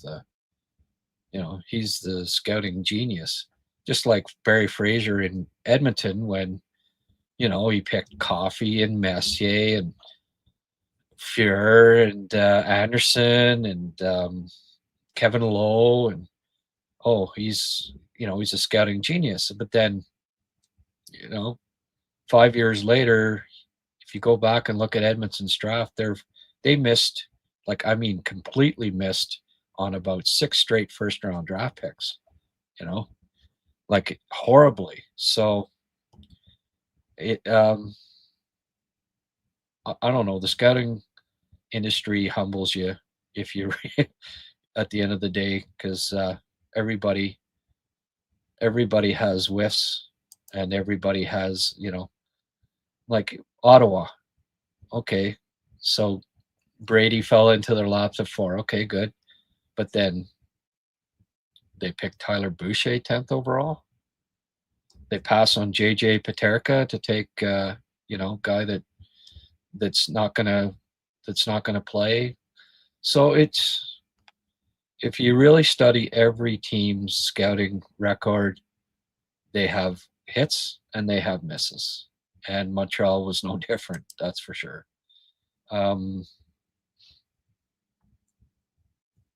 Grant, can you comment on the Gomez trade story again? Helps me give Kennedy a break. I think I already talked about that. Eric, what's going on with Snake's favorite prospect, Quentin Musty? I don't know. Soft as butter. I never quite understood why Snake liked him so much. He's friggin' afraid of his own shadow. Musty's got 11 points in 14 games in the AHL. That's not too bad, but I don't know. I'm not. There's a lot of baggage with Quentin Musty. I mean, I'm lucky that I get to, I talk to NHL scouts and get a lot of background info. And there weren't too many that were high on Quentin Musty as a character. His character, put it that way. And I saw him do a couple pull-ups that just where he didn't want to get hit and he pulled away on the boards. It just went, pass. I don't want this guy. But I've heard a lot of stories. Not saying that he can't be a decent NHLer. You never know, but yeah, I certainly wasn't as high on Musty as Snake was. What about, who's the guy? Is it Connolly? Brett Connolly? Or I know Snake really. That was his guy. It wasn't. No, what's his name? Connolly. Just got drafted. What's his first name? But I think he's been injured this year, if I'm not mistaken. What's Connolly's first name, guys? Help me out here.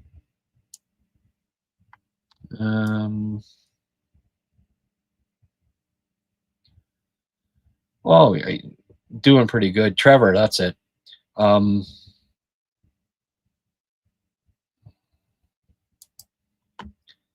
Musty's he always gets points. That's not the issue. It's because he's freaking soft.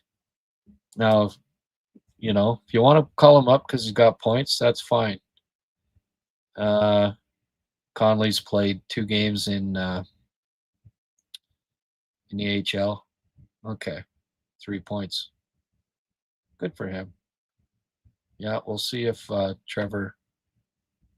He certainly had skill.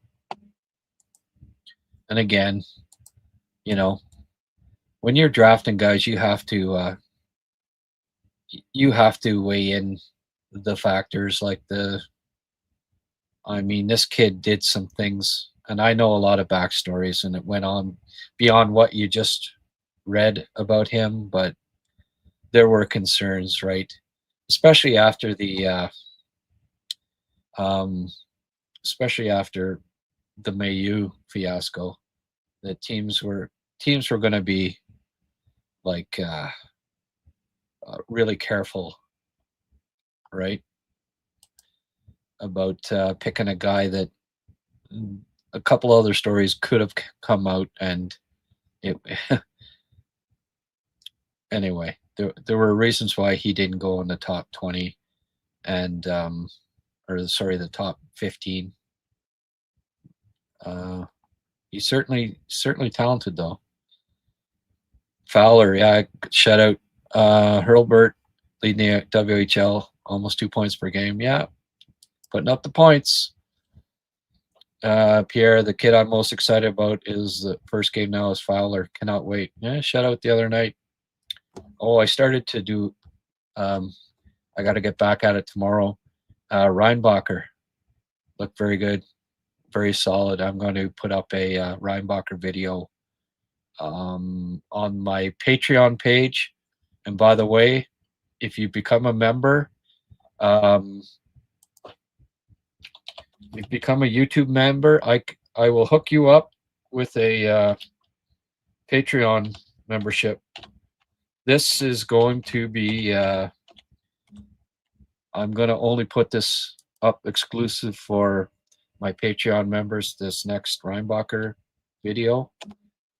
If you have, if you become a YouTube member here on the channel, there's my email. Get in touch with me, and I will gift you a free subscription to my Patreon page, HabsCast page, and there'll be lots of videos that'll only be exclusive to my Patreon members coming up. So you become a member. You become a member like Mark did, and I just signed him up to Patreon yesterday. Thanks, Mark. Mark will be able to see my exclusive scouting report on Reinbacher because he signed up here to so hey, what better reason to support? You support me, but you also get scouting videos that nobody else gets, right? From a former NHL scout, all that good stuff, right? So anyway, yet another reason to build this community, Habs community that we're building here. Geez, I still got quite a bit of beer left. I'll go for a little longer here, guys. There's still people hanging around. I got to finish off this beer, so what the heck? What's this? To share inconsistent, low effort, not good performances, little to no improvement from this previous year. Who's that? Brad Lambert. Oh, okay.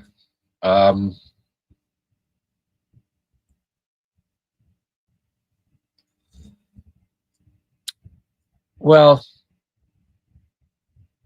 there's always those guys moves to share like Lambert that, I mean, I could name you 50 through the years that you thought. Remember Max Comtois was thought to be a top 5 pick early on in his draft year.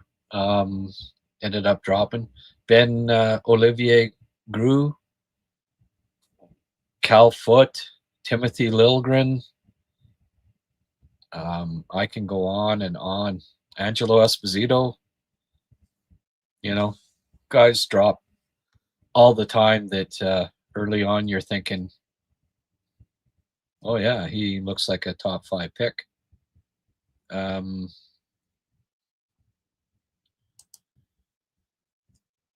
Lambert just, as you put the microscope on them, you realize they're not quite as good as you thought, right? Gordon was there when the Bruins got their big stars, I believe. I don't know about that. Maybe. But Wayne Smith was running the draft a couple of years there. Wasn't Gordon necessarily making the picks, I don't think.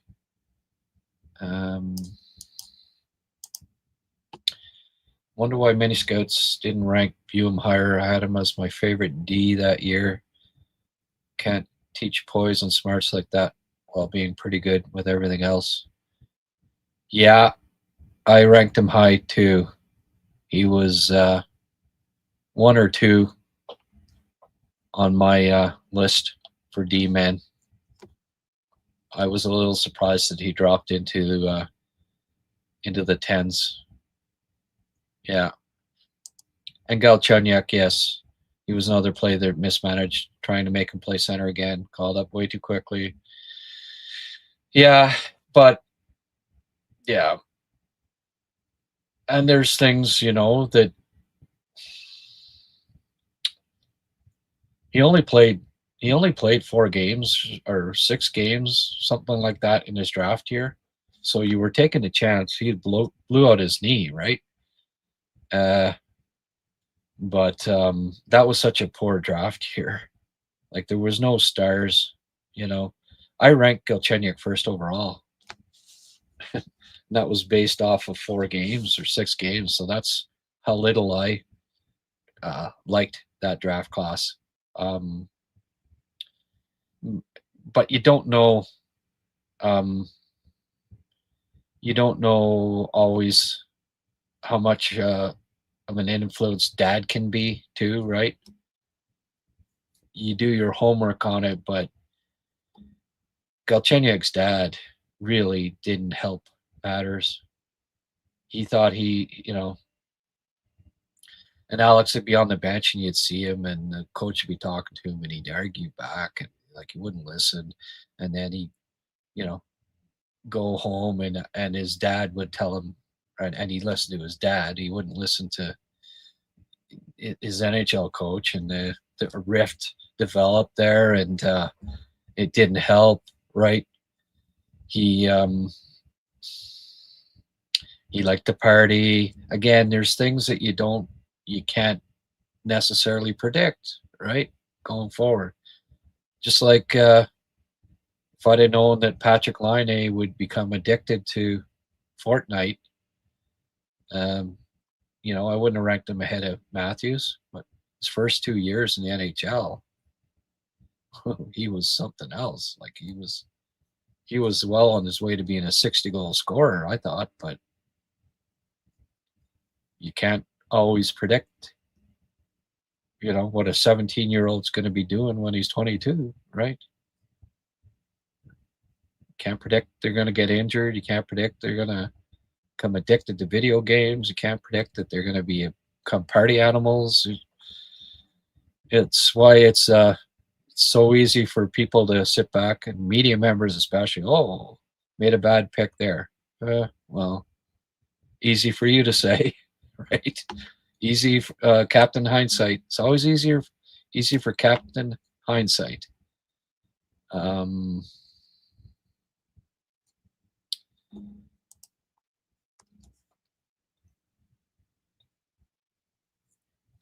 Well, that's it. Forsberg was the best player, and even the Caps screwed up on it. Martin Erat, they traded Forsberg for Martin Erat. And a lot of you would probably be saying, who? Who's that? Erat? Yeah, he was a rat, all right. It and Forsberg liked Forsberg a lot, but skating was problematic in his draft year. And yes, skating can always be improved, but do you know how many guys didn't improve their skating? Uh, as a rule, if you're a poor skater in your draft year, or maybe not poor, but below average, you don't become a very good NHL player. Sometimes there are exceptions, and then people will say, "Well, see, yeah, but that's an exception. You don't go out and start drafting poor skaters like Kaliev and there's been a bunch, that just couldn't skate. Strom, what was the Strom kid? Not Dylan and not Ryan, but the third one that came along, right? Big kid, scored lots of goals in the OHL, but couldn't skate well enough. Well, he's never made it, right?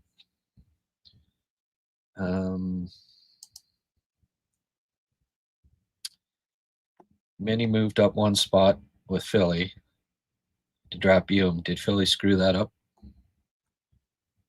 Oh, it's way too early to tell on that.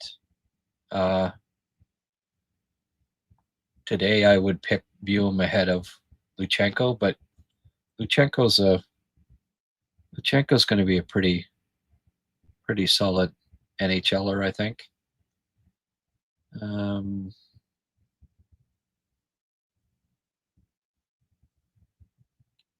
Galchenyuk got into drugs. Yeah, well, I mean, yeah, I think that's fair to say. The couple of the stories that came out there, the strippers and the 5 a.m. and stuff, yeah, you can kind of connect the dots there. And then that time in the car with his dad, with the cop, right? Yeah. And the Kostitsins before that, and you don't know. You don't always know. I mean, you can do your homework as best you can, but yeah, you don't always know. Chucky was a bit of a partier, safe to say. All right, folks, I think I'm up to 211 here.